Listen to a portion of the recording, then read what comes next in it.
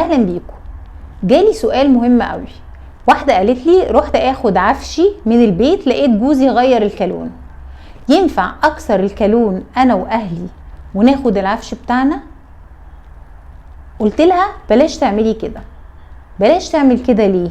اول حاجه علشان هي لما تكسر الشقه هيبقى فيه اكتر من شخص في جريمه السرقه دي. الزوج طبيعي جدا هيروح يعمل محضر سرقه ضد الزوجه وابوها واخوها وعمها والناس اللي كانوا معاها.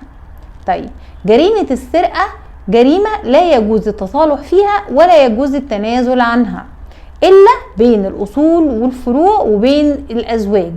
وبناء عليه لو انت لسه مراته واتصالحتي انت وهو ممكن يقدم تصالح او تنازل عن القضيه بالنسبه لك، لكن هتفضل القضيه مستمره بالنسبه لبقيه الناس قرايبك اللي كانوا موجودين معاكي، فممكن ان هم ياخدوا حكم.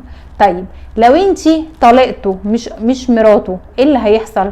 هيبقى القضيه عليكم كلكم. في الحاله دي انت هتقولي لي ما انا هروح اقدم للقاضي القايمه بتاعتي اللي بتثبت ان انا خدت منقولاتي.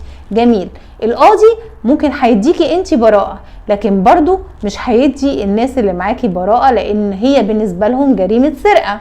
الحاجه التانيه انه انت ذات نفسك الزوج ده ممكن يتهمك انه كان في البيت 50,000 جنيه 100,000 جنيه وان انت خدتيهم وانت بتاخدي العفش بتاعك.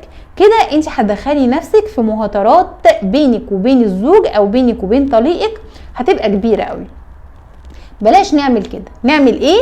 نلجأ للطرق القانونيه من خلال انذار على يد محضر نقول فيه انه لو سمحت انا عايزه استلم منقولاتي في اليوم الفلاني في الساعه الفلانيه قدام اسم كذا او في الشقه في منزل الزوجيه، واذا ما سلمتنيش منقولاتي هتعتبر خاين للامانه وهرفع عليك جنح التبديد.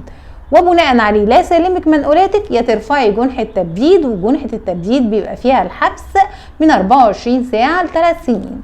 هو ده الحل القانوني والحل الآمن ليكي. فولو لايك واستنوني في معلومه قانونيه جديده.